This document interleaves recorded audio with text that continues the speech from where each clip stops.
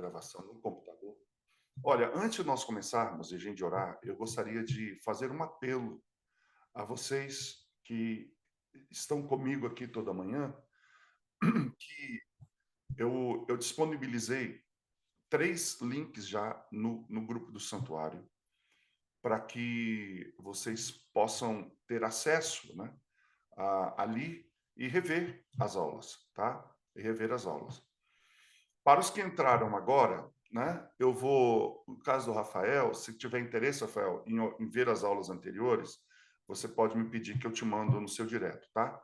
É, mas quem esteve comigo no ano passado, eu falava assim, olha, eu espero, não divulgue, eu não quero divulgar e tal, e tal, tal, mas eu estou pedindo a vocês que divulguem e podem mandar esses links agora para quem vocês quiserem. Aí você pergunta, por que você mudou? Ah, eu sempre tive essa intenção, eu não mudei. É que ano passado eu estava fazendo um experimento, né? Eu não queria que saísse daqui esse experimento. Era um piloto, eu não vou divulgar piloto. Agora não, eu já fiz uma vez, já vi como é, já vi como é que funciona, porque tudo que a gente vai divulgar, a gente tem que ter cuidado, né, com aquilo que a gente fala e com aquilo que a gente expressa, porque a hora que você torna público, você não tem mais ação sobre essa ação, né? Agora caiu na rede, vai embora. Então, a partir de agora, a partir desse ano, eu estou pedindo a vocês que divulguem, porque isso eu entendo que precisa ser divulgado, tá? Então, tá dito, eu vou sempre encaminhar aqui, eu não vou encaminhar toda a aula não, tá?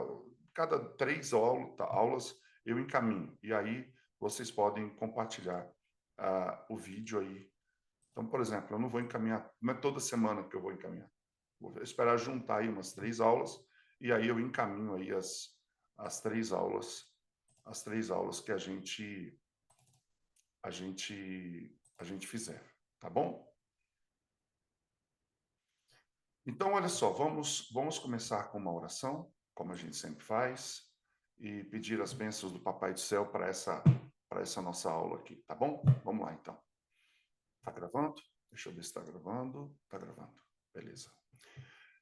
Nosso Deus, nosso Pai amado e querido, nós estamos aqui em nome do Senhor Jesus Cristo, nosso único e suficiente Salvador, para te agradecer mais uma vez pela noite maravilhosa de sono e de descanso que o Senhor nos proporcionou.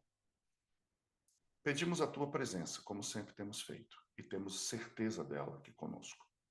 E também pedimos que a tua presença esteja com cada um, seja agora que está aqui na live, ou sejam aqueles que estarão ouvindo depois em suas casas. Guarda-nos, Senhor, e protege-nos. Protege cada um e suas famílias. Dá-nos uma aula profícua e cheia de entendimento. Em nome de Jesus. Amém. Amém. Gente, olha só. Eu sempre lembro, né, as pessoas que vão entrando aí. Eu não sou padre, não sou pastor, não sou líder espiritual de nenhuma confissão, seja ela matriz africana, seja espiritualista ou espiritual, nada disso. Eu sou apenas uma pessoa que gosto de estudar a Bíblia e tem interesse em divulgar para aquelas pessoas que têm interesse em ter esse conhecimento. Então, para quem chegou agora, nós estamos estudando o assunto do santuário. Um assunto que quando você entende o assunto do santuário, eu entendo que a pessoa, ela, ela tem uma amplitude de conhecimento bastante significativa. Então, nós, na semana passada, só para colocar todo mundo na mesma página, nós estávamos falando sobre essa questão do santuário celestial. Se esse santuário era um mito ou se ele, de fato, era ou é uma realidade, né? Ele é mito ou ele é uma realidade? E aí, então, nós tivemos aqui, em várias situações, em vários momentos, nós passamos aqui por vários temas e várias provas. Provas como? Claro, nós estamos usando aqui nós estamos usando a Bíblia, né?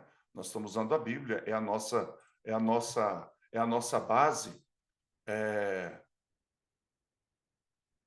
Sim, Nani, eu sou adventista do sétimo dia, mas o que eu quero dizer é que eu não sou nenhum teólogo. É isso que eu quero dizer, Nani, entendeu? A religião que eu confesso é adventista do sétimo dia. Mas eu estou falando porque aqui, nessa live, hoje, para vocês terem uma ideia, nós temos católicos, nós temos pessoas de confissão ubandista, nós temos aqui pessoas que são espíritas, pessoas que, até pessoas que não têm religião, né? Elas estão aqui e não têm religião. Então, assim, por isso que eu estou dando essa referência para aqueles que não têm a mesma fé que a gente tem, entendeu? Mas são nossos amigos, são os nossos convidados, e aqui eu não faço distinção nenhuma de religião. Aqui nós estamos para estudar um assunto e todos são bem-vindos, assim como eu sempre digo que é de graça e sempre será de graça, ok? E pela graça, não é verdade? Mas obrigado por lembrar, Nani, tá bom? Então, nós falamos sobre o santuário, se é mito ou realidade. Depois, nós falamos que, de fato, Deus governa dos céus, e nós demos vários textos falando sobre isso. Nós mostramos que a morada de Deus é no santuário celestial, né? E aí, nós paramos exatamente aqui, né? Porque lá atrás, eu falei assim, olha, parece óbvio, né? Parece óbvio, até citei, eu falei, olha, é céu dos céus, cântico dos cânticos, Senhor dos senhores, já que no hebraico não existe esse termo santíssimo, não é verdade? Então, a Bíblia usa o termo santo dos santos, né? Santo, santo, santo, quando os anjos repetem 3 vezes, santo, santo, santo, eles estão dizendo, é porque é muito santo, então é santíssimo. Então, a mesma coisa, né, que a Bíblia vai falar em relação ao santo dos santos do santuário, que é uma coisa muito santa, é mais do que santo, é santíssimo. Então, quando ele fala céu dos céus, eu até citei esse termo, quer dizer que é um céuzão, é um céu acima de todos os céus. Então é muito provável que o céu conhecido de hoje não é o céu onde Deus habita. Deus habita num céu acima do céu. Isso, a Bíblia, ela retrata isso de maneira muito clara, assim como a Bíblia deixa claro em vários temas que nós temos mundos não habitados. Então, na última aula eu falei, olha, a próxima aula nós vamos falar sobre o significado da palavra santo, porque a gente vai usar isso muito dentro do tema do santuário, a questão do santo. E aqui eu não estou falando, por exemplo, do santo católico ou do santo das religiões de matriz africana, onde você tem o pai de santo. Eu não estou falando esse tipo de santo ou uma pessoa considerada santa. Eu estou falando da origem ou significado da palavra hebraica para santo. Portanto, é nesse contexto que eu estou colocando. Então, nós vamos dar uma olhada agora nesse termo hebraico para santo. Se nós pegarmos a versão King James do Antigo Testamento, essa versão ela contém outras referências ao santuário celestial que muitas vezes foram obscurecidas pela tradução da Bíblia. Eu sou da opinião que a Bíblia ela é inerrante, ou seja, a Bíblia ela não erra, ela não está errada, ela não tem como errar. Por quê? Porque a própria Bíblia diz que a palavra de Deus ela é inspirada. Então, se ela é inspirada por Deus, ela não pode errar. É assim que eu creio. É claro que ela foi escrita, nós sabemos, com uma linguagem humana para que o ser humano pudesse compreender. Eu tenho até eu falo isso muito para as pessoas. Eu não vejo a Bíblia como um livro religioso.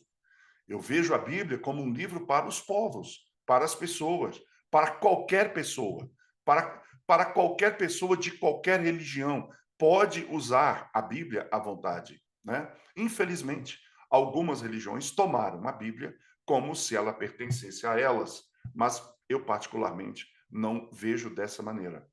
Então, a Bíblia ela passou por uma série de traduções.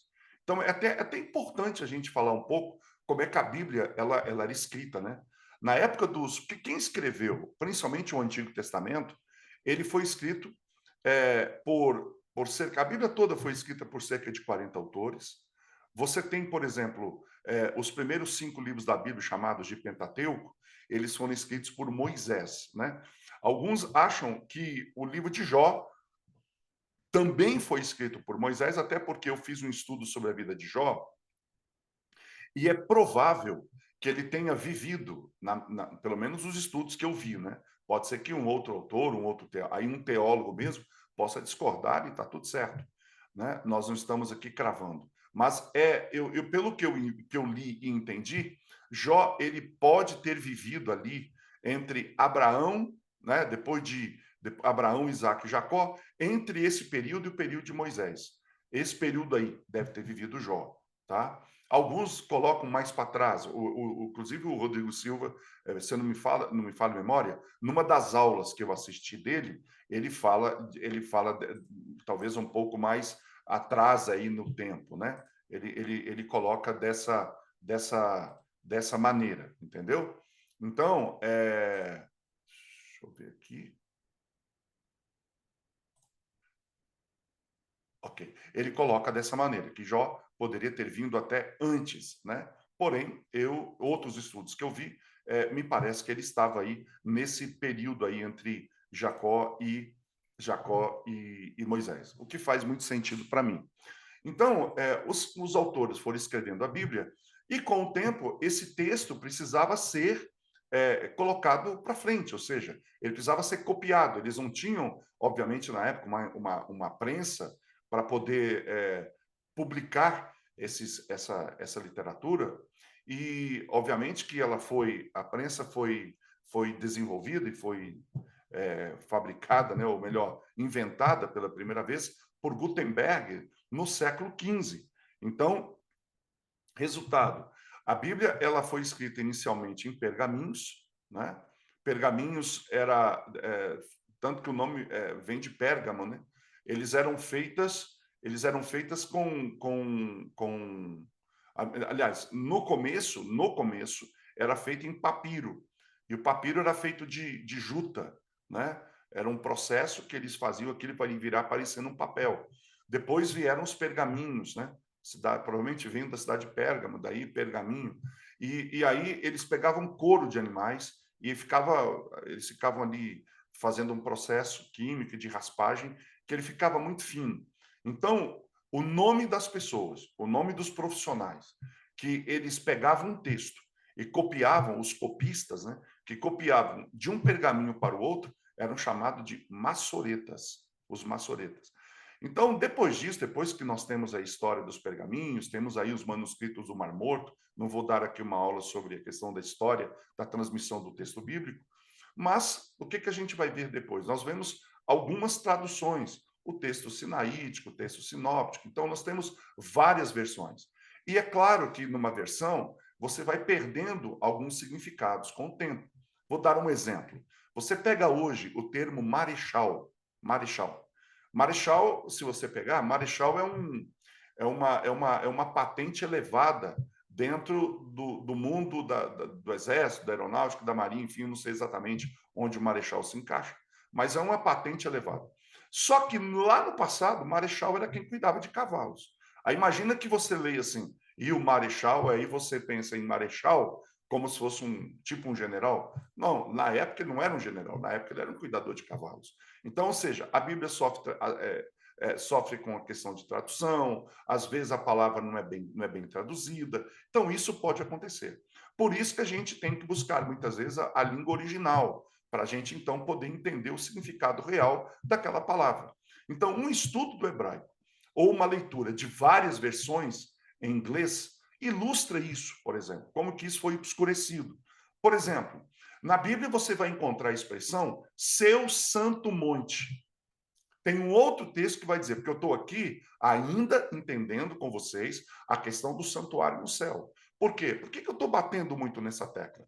Porque existe uma série de controvérsias no mundo religioso por aí, dizendo que se há um santuário no céu, e muitos nem acreditam que tem, não existe aquele ritual que a gente entende pela Bíblia que tem.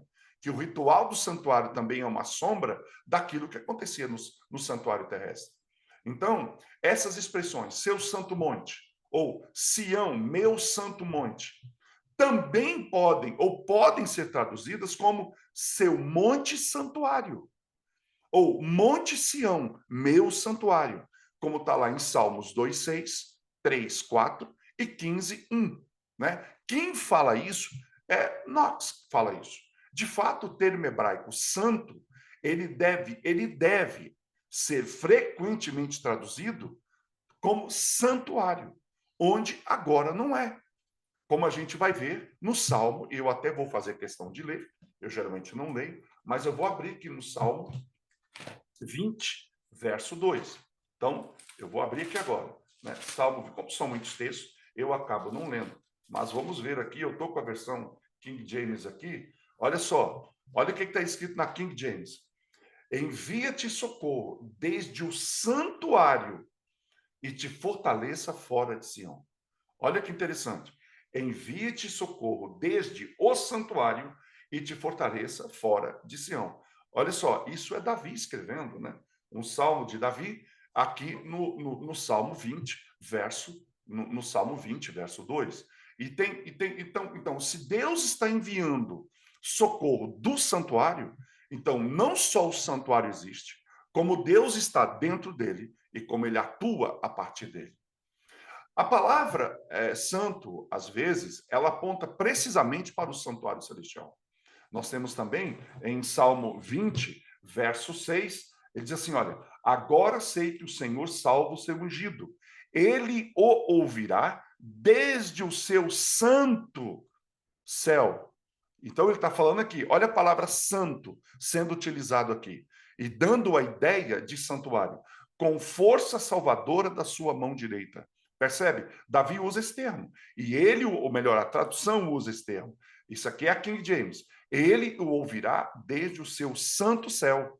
Ou seja, se nós estamos olhando no verso 2, e Davi está dizendo, envia-te socorro desde o santuário, e no verso 6 ele está dizendo, agora sei que o Senhor salva o seu ungido, ele o ouvirá desde o seu santo céu. Então, é óbvio que quando usa aqui a palavra santo, dá a entender que ele está falando exatamente da questão do santuário. Ele está falando de santo como sendo o santuário celestial. Knox, ele traduz a pergunta do poeta como quem ascenderá ao seu lugar do seu santuário? Então, o salmista afirma que ela só pode ser alcançada por uma subida até Deus. Isso está em Salmo 24:3. Teu santoráculo pode ser traduzido, então, como teu santíssimo santuário. E aí tem vários textos que falam disso. Salmo 29:2.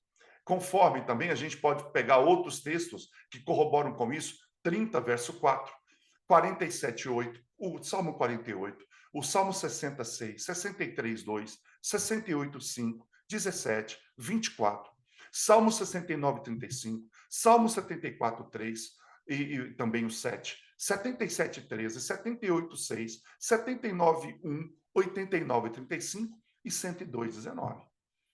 O Inário de Israel, por exemplo, ele é unânime em sua afirmação de que Deus habita em seu santuário no céu. Como outros escritores sobre esse assunto, os salmistas frequentemente eles estavam usando uma linguagem que direciona, porque a linguagem que eles usam é para quê? Para direcionar a mente não só dos cantores, mas também a mente de quem está ouvindo. E a música tem essa característica, né? Em um movimento ascendente para focar onde? Para focar em Jeová, reinando em seu trono eterno. Eu, inclusive, hoje, quando eu faço uma crítica pessoal em relação a muitas músicas que são por aí divulgadas e cantadas no mundo gospel, por aí, qual que é a minha crítica? Eu vejo muitas vezes muitas letras, eu nem vou falar de ritmo, nem vou falar de harmonia, eu não vou tocar nesse assunto, até porque músico não sou. Eu vou falar da teologia da letra, essa eu posso olhar, a letra está lá escrita, não é? Eu vejo uma letra muito centralizada no eu. Eu vejo uma letra muito centralizada no homem. Eu vejo muito uma letra centralizada naquilo que Deus faz pelo homem. E não está errado você colocar o que Deus faz pelo homem. Os próprios cantores salmistas, os salmistas ou os salmos, também fazem isso. Porém, os salmos têm uma tendência a exaltar a grandiosidade, a misericórdia, o poder, a força, a beneficência de Deus, a grandeza, a majestade de Deus. E a gente vê isso muito pouco aí. Eu não sei se eu estou enganado ou errado. É claro, eu não sou o dono da verdade nesse assunto, eu apenas faço uma análise pessoal dessa questão, né? Essa questão de que os hinos do Inário de Israel, eles focavam em Jeová, eles focavam em seu reinado e eles focavam em seu trono, que é eterno. E aonde isso está? Isso está dentro do santuário celestial, que é estabelecido na lei. Lá no santuário, ele ouve o clamor do povo necessitado. O mandamento poético de adorar o Senhor, porque ele fala assim: adorai o Senhor na beleza da santidade, é muito rico em significado, mas não é totalmente revelado na tradução. Não é totalmente. A expressão é sempre usada em conexão com o culto a Deus. A margem, no entanto, sugere corretamente que santidade deveria ser traduzido como santuário. Então, como é que essa frase, que nós devemos adorar o Senhor na beleza da santidade, ou na beleza da sua santidade, a frase correta deveria ser traduzida como adorar o Senhor na beleza do seu santuário e não na beleza da sua santidade. Porque para pensar, como é que a gente vai determinar a beleza de uma santidade de um Deus que é infinito, que é todo-poderoso, que nunca foi acessível? Então, porque ele está coberto de luz e coberto de glória. Então, veja bem, a tradução correta seria adorar o Senhor na beleza do seu santuário. Então, se Deus tem um templo no céu, a pergunta é: por que ele pediu? Porque esse é o tema que a gente vai estudar.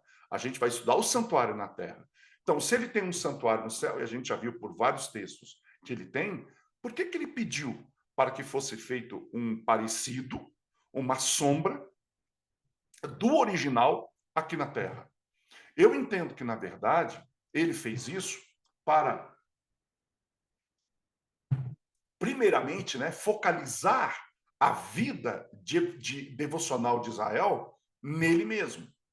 Por quê? Porque com a construção do santuário na terra, ele planejou, ou melhor, ele até desejava que as orações e louvores do adorador fossem estimulados pela contemplação do belo santuário templo no Monte Sião. E eu estou falando tanto do templo, do tabernáculo lá no deserto, quanto a beleza do santuário que ele projetou e entregou a Davi e Salomão conduziu a construção, para que quando Israel olhasse para aquele santuário, para que quando Israel olhasse no deserto aquele santuário, eles fossem estimulados para contemplar a beleza desse lugar e os seus pensamentos fossem elevados até ele.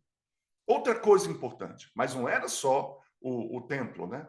O ritual do santuário, com o qual eles estariam familiarizados, ele foi projetado também para levar os corações do povo dele aos lugares celestiais. Isso aqui é de uma importância entender isso. Por quê? Olha só, o santuário, eu lembro, a gente ainda está na parte técnica, né? Então o santuário era um local que Deus construiu aqui na terra como sombra, para que quando a pessoa olhasse para ele, o seu coração se voltasse, ou melhor, eles fossem estimulados pela contemplação desse belo santuário,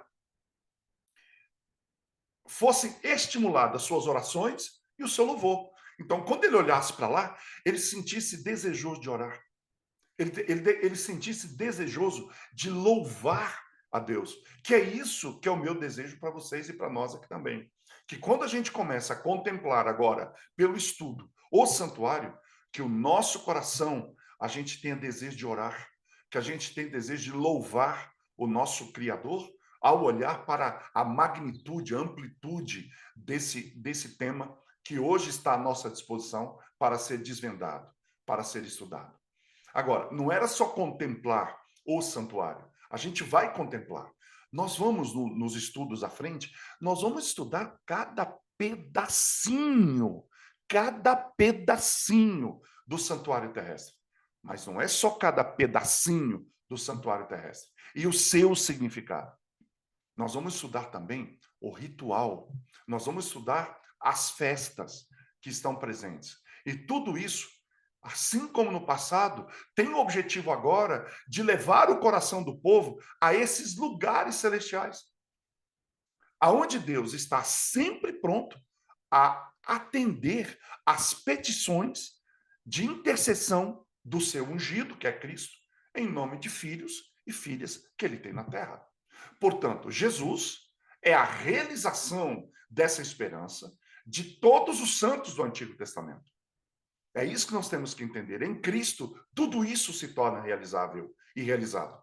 Em todas as épocas, ele ouve seu povo, e o povo do seu santuário celestial, e os ajuda com a sua força salvadora.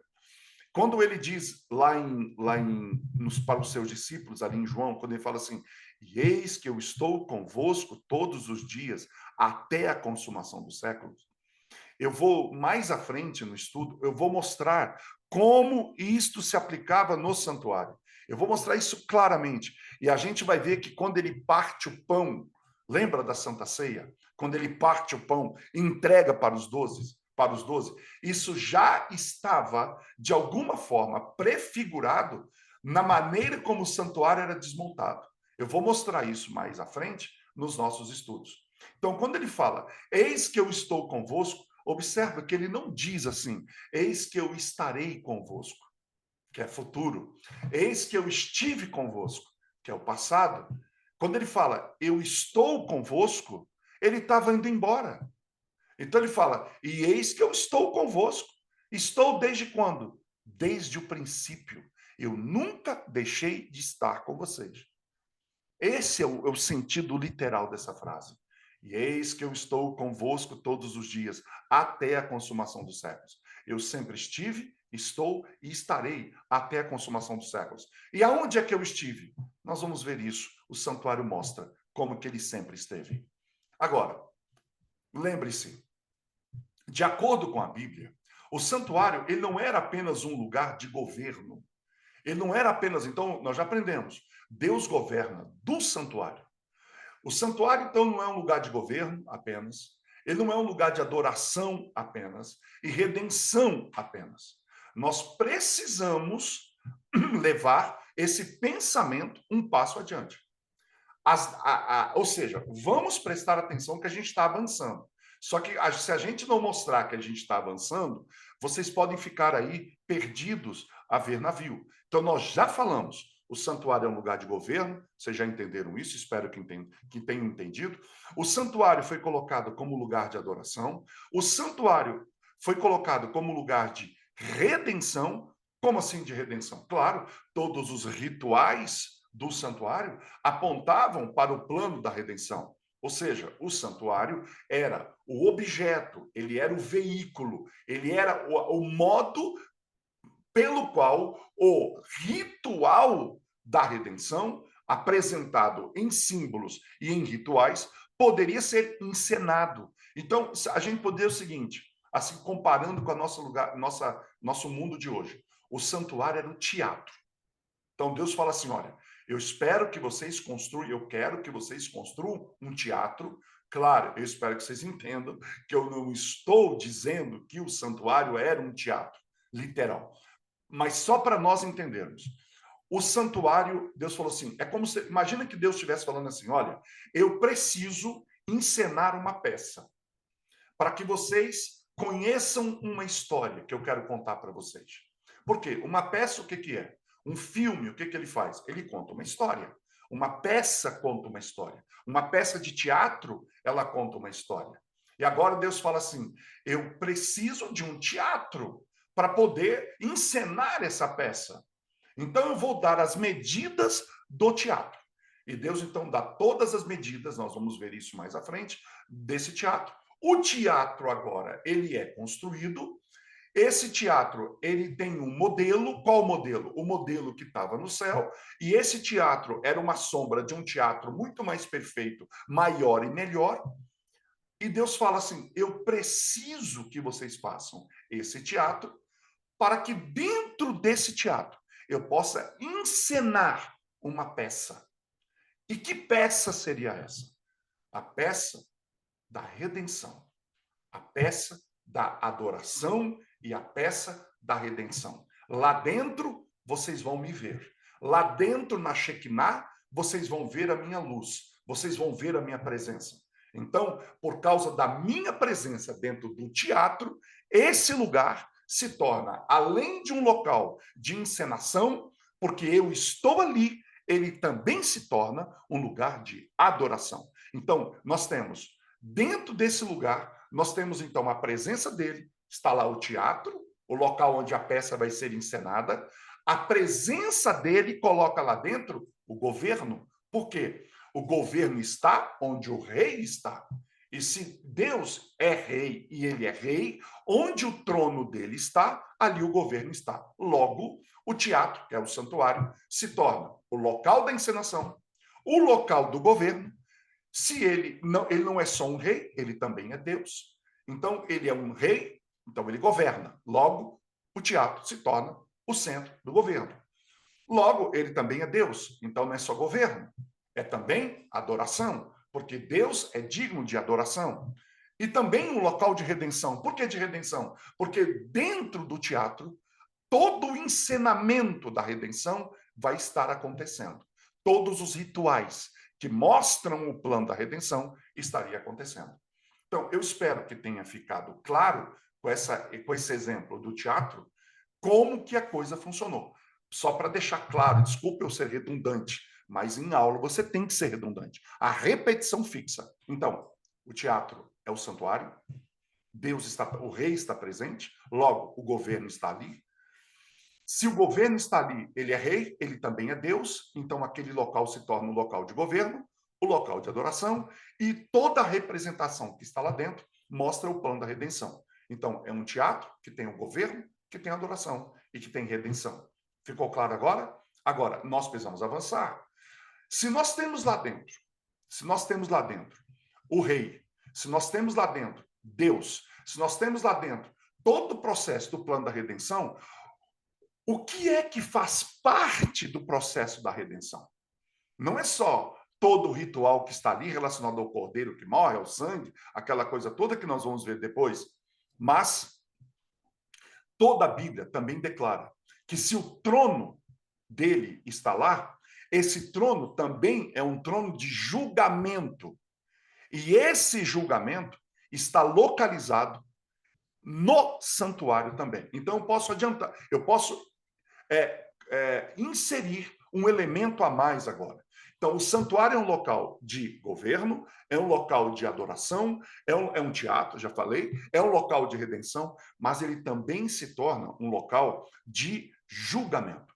Quer ver um exemplo? Eu vou ler aqui agora, porque hoje eu vou ler, eu preciso ler, porque isso aqui vai ficar gravado, então eu quero deixar isso para a pessoa depois, então, poder ir lá e ler. Eu vou ler Jeremias 17, 9 e 10. Diz assim: o coração é enganoso, acima de todas as coisas, e desesperadamente perverso.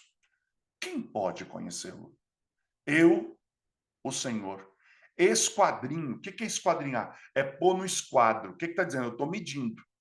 Se eu estou medindo, se eu estou fazendo um esquadrinhamento, ele fala: eu esquadrinho o coração, eu sondo rins para dar a cada homem conforme os seus caminhos e conforme o fruto dos seus feitos. Em outras palavras, se o trono de Deus está no santuário e ele esquadrinha e ele avalia, quem esquadrinha, quem avalia, está julgando.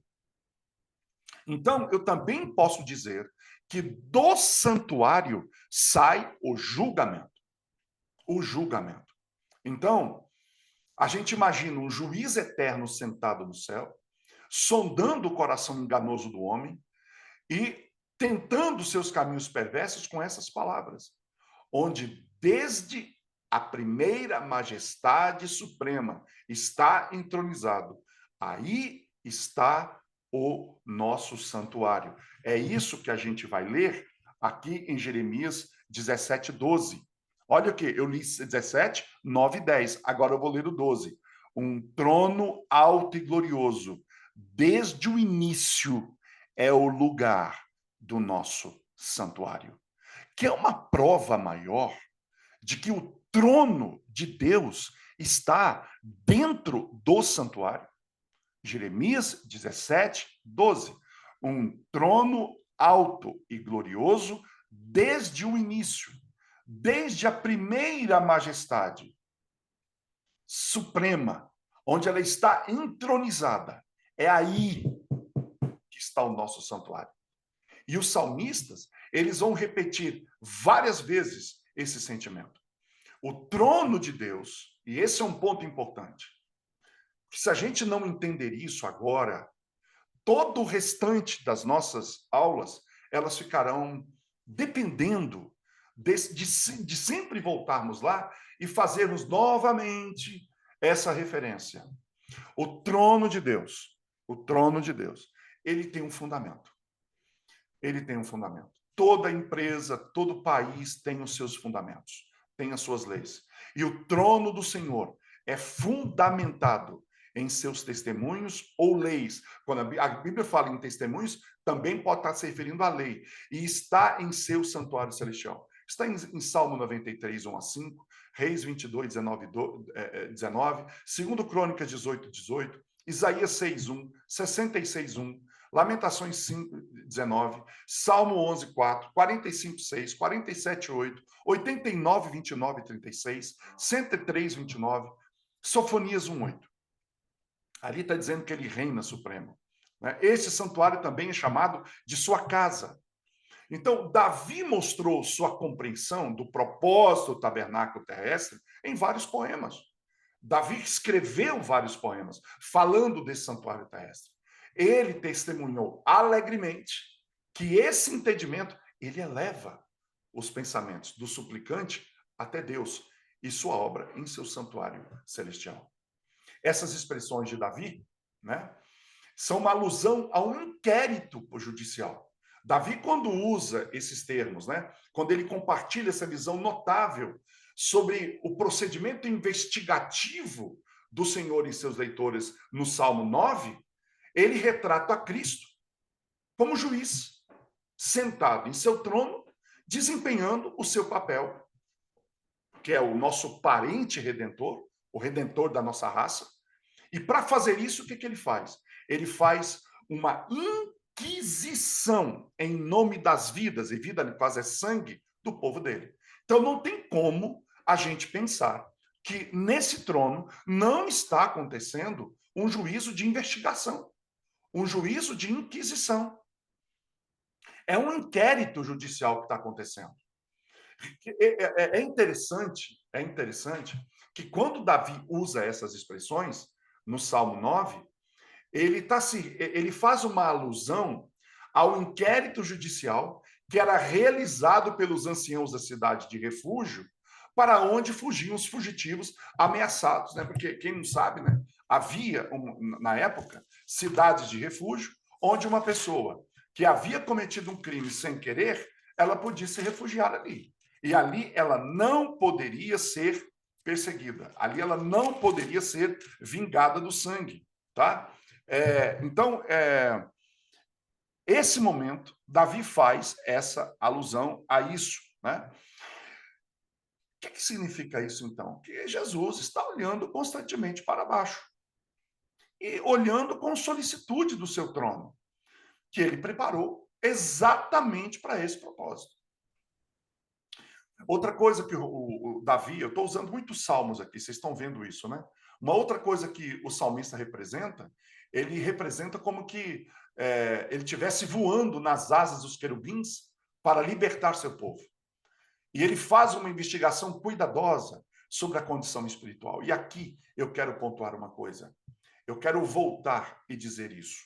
Quando a gente fala em juízo, Quando a gente fala em investigação, parece que a gente está dizendo assim, Deus está procurando defeito em mim.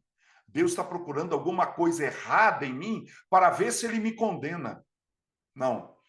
Lá em João 3,16, eu falei isso acho que na aula passada, ele diz, porque Deus amou o mundo que deu o seu Filho unigênito, para que todo aquele que nele crê não pereça, mas tenha vida eterna.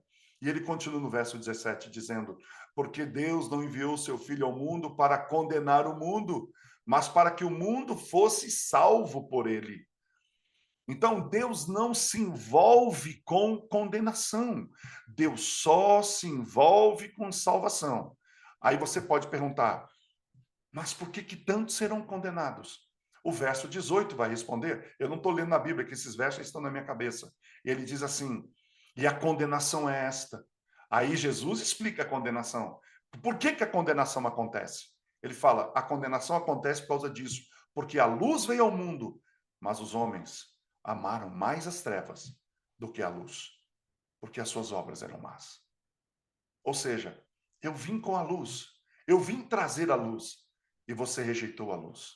É a rejeição da luz que condena, não é o Senhor que condena. Então Deus está olhando do céu, não é para condenar, é para olhar e perguntar o seguinte: quem está aceitando a luz? Quem está aceitando o evangelho? Quem está aceitando a saída para a condição em que o homem se encontra? Essa é a essência do santuário. Essa é a essência do julgamento. Miqueias, por exemplo, ele resume o processo redentor afirmando que o Senhor testemunha contra os ímpios do seu templo celestial. E ele desce à terra para executar a sentença. É claro que haverá uma sentença. Quando Deus está olhando do céu e está fazendo o julgamento, ele está procurando quem aceitou o plano que ele ofereceu, o perdão que ele ofereceu, a misericórdia que ele ofereceu. Por quê? Porque essa raça, a humana, ela é caída, ela é pecadora, ela tem um coração terrivelmente mau e enganoso. Acabamos de ler isso em Jeremias 17, 9 e 10. Então, quando Deus olha e aquele que não aceita, esse é declarado ímpio. Então, para esse ímpio, haverá uma retribuição, porque o juiz está fazendo a análise, está fazendo o julgamento, e a sentença tem que sair. Portanto, quando nós olhamos para o santuário terrestre, agora falando da terra, nós vamos ver que, de fato, ele possuía características e rituais que só poderiam ter sido copiados de um original.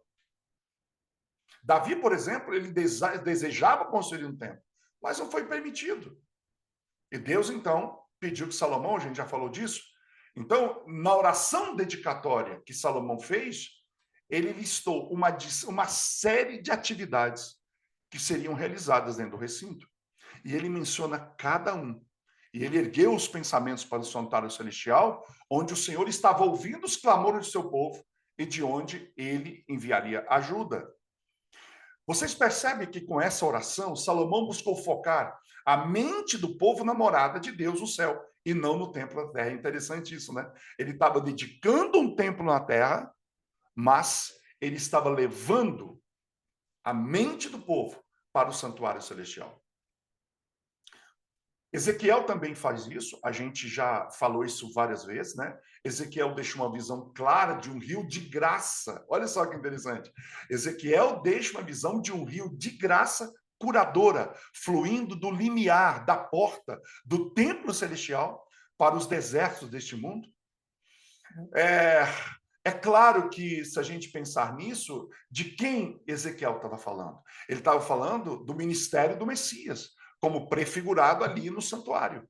Então, Cristo ministra no santuário celestial, e isso é abundantemente retratado no Antigo Testamento. Mas será que a gente encontra isso no Novo Testamento? Ah, essa história de Cristo no santuário celestial, isso é coisa do Antigo Testamento, aquilo é só um símbolo, muita gente diz isso. Mas Paulo não. Paulo, ele vem Sabe, ele revisa cuidadosamente os ensinamentos do tabernáculo mosaico e seu sacerdócio, os primeiros 7 capítulos da Epístola aos Hebreus. E ele apontou o objetivo. Era Jesus, o sumo sacerdote. E o que ele estava fazendo no verdadeiro tabernáculo que Deus fundou e não o homem. Zacarias, por exemplo, havia predito muito antes, muito lá atrás, que o rei Messias seria empossado como sacerdote, bem como juiz no templo celestial de Deus. Quer ver onde está escrito isso? Faço questão de ler Zacarias, capítulo 6. Quer ver? Vamos lá. Vamos para a Bíblia, porque aí não tem conversa, né? Zacarias, profeta menor, Sofonias, Ageu, aí vem Zacarias, já achei. Zacarias, capítulo 6, e o verso 12 a 15. Diz assim, ó. E fala-lhe dizendo, assim diz o Senhor dos Exércitos, eis aqui o homem, cujo nome é o renovo, só pode ser Cristo. Por que só pode ser Cristo? Porque Isaías diz, porque ele foi surgindo como renovo de uma terra seca, não tinha beleza nem formosura, olhávamos para ele, nenhuma beleza víamos para que o desejássemos. Então, aqui, Zacarias está usando o mesmo termo que Isaías usou lá em Isaías 53. Então, cujo nome é o renovo. Ele crescerá do seu lugar e edificará o templo do Senhor. Ele mesmo edificará o templo do Senhor e levará a glória. Ele se assentará e governará sobre o seu trono. Ele será sacerdote sobre o seu trono. E haverá conselho de paz entre os dois. E as coroas serão para Elém, para Tobias, e para Gedaías, e para Rem, filho de Sofonias, como memorial no templo do Senhor. E aqueles que estão longe virão, e edificarão no templo do Senhor, e vós sabereis que o Senhor dos Exércitos me enviou a vós. E isso só acontecerá se diligentemente obedecerdes a voz do nosso Deus. Portanto, o renovo é Cristo. Então, o próprio Salvador, ele ansiava por sua entronização. Nós vamos ver aqui, ó, em Mateus 19, Mateus 25, eu só vou ler Mateus 25, 31. Mateus 25, 31, olha como Cristo desejava a sua entronização para que ele pudesse assumir essa posição de sacerdote. Olha aqui, verso 31, diz assim: quando o Filho do Homem vier em sua glória e todos os santos anjos com ele, então ele se assentará no trono da sua glória. Então, olha só, Daniel assistiu uma cena quando o Filho do Homem se moveu para o trono celestial do julgamento. Isso está em Daniel 7, 9 a 10. Olhando para frente, Daniel olhando como profeta, ele enxerga que haveria algum momento que esse sacerdote se assentaria no trono como um juiz. João mais tarde observa o leão e o redentor, o cordeiro nesse trono. Apocalipse 5, 6 e 7. Apresentando o seu sangue sacrificial e triunfante a Deus. A este trono de graça, onipotente no lugar santíssimo do santuário celestial, eu e você somos convidados a vir com ousadia para encontrar toda a graça, misericórdia e ajuda que necessita em cada momento de necessidade. Então, para finalizar essa manhã, eu quero dizer o seguinte: Paulo, ele vai lembrar aos seus leitores que a antiga aliança também tinha um santuário terrestre. Seus sacerdotes foram apenas representativos, exemplos e sombras da realidade celestial. O santuário celestial é o verdadeiro, o real, do qual a sombra terrestre foi copiada. Ele foi lançado pelo próprio Deus no céu. Davi colocou uma arca em uma tenda que ele armou para ela, assim como Josué havia dito. Paulo, em Hebreus 9:11, colocou em o santuário mundano. Paulo colocou em contraste com o celestial, enfatizando que o mosaico foi modelado e que só poderia ser uma parábola, uma figura para o tempo então presente. Quando a gente pega esses termos todos, eles têm uma força muito grande. Ou seja, e essa força, os argumentos apostólicos, eles apontam que o verdadeiro Deus homem, Cristo Jesus, É o verdadeiro sacerdote ministrando seu sangue real para expiar pecados reais em um santuário real, em um céu real, que o próprio Deus realmente criou.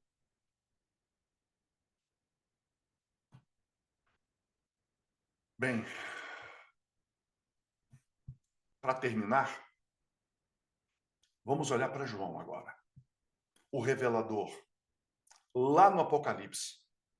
E para deixar isso claro de uma vez por todas, João, o revelador, observou Cristo, o sacerdote, cuidando dos 7 castiçais de ouro no lugar santo do templo celestial. Mais tarde, ele viu 7 lâmpadas de fogo acesas diante do trono. Não era isso que havia no sombra, no terrestre? Ele viu o altar de ouro e observou o ministro celestial pegando um incensário de ouro e muito incenso, ao qual acrescentou orações dos santos. E não havia um altar de incenso no sombra? Ele notou os chifres do altar de ouro que está diante de Deus. E notou que as brasas vivas para acender o incenso vieram do altar. Foi-lhe mostrado o templo de Deus aberto no céu. Isso é em Apocalipse 11. Ele olhou para o lugar santíssimo e ele viu a arca do testemunho, na qual estava guardado o decálogo divino. Em frente ao trono, ele observou o mar de vidro. E o mar de vidro foi representado pela pia, ou na plataforma onde ele viu os santos, os 144.000 purificados se posicionando. Ele viu o trono do próprio Onipotente e ele viu um cordeiro como tivesse sido morto. Quando ele ouve o convite de Cristo à igreja em Laodiceia, o que eu imagino? Eu imagino que João viu o quê? O que ele viu? Ele viu uma mesa de ouro servida com pão e vinho. E isso aqui é muito importante em relação à Laodiceia.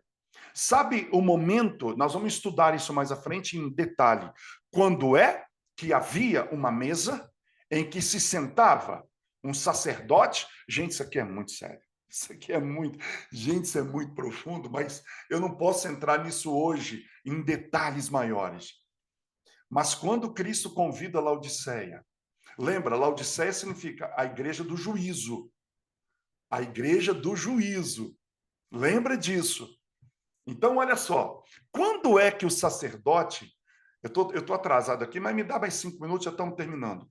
Quando é que o sacerdote se sentava com o pecador para, junto com a sua família, comer uma refeição à mesa?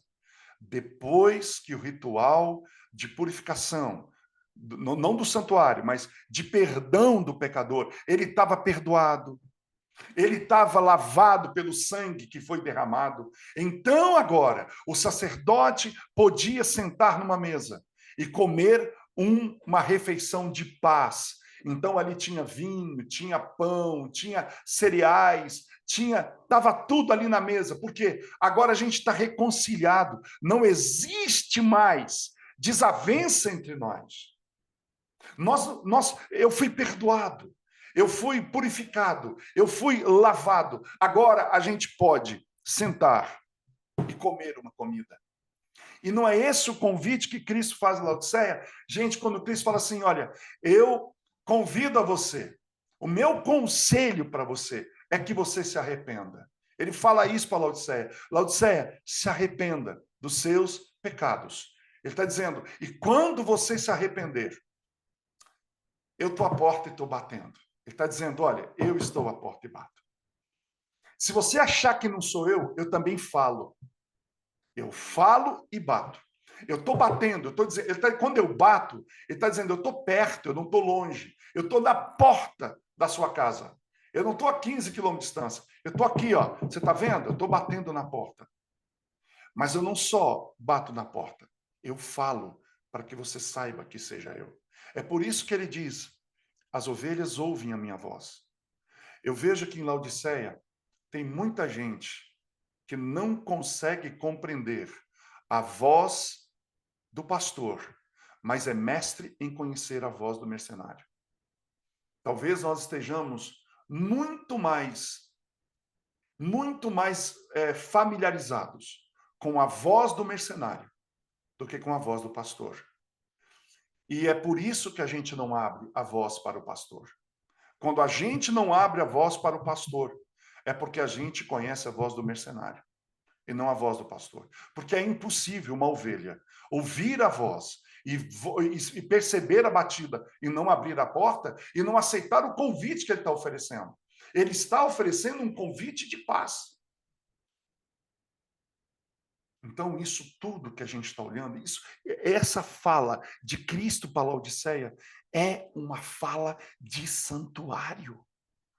Portanto, quando nós olhamos para trás e vemos que a partir do desapontamento de 1844, um pequeno grupo de menos de uma dúzia dos seguidores de Guilherme Miller, com formação metodista, batista, congregacional e cristã, reestudou as Escrituras, eles descobriram essas evidências que nós estamos considerando.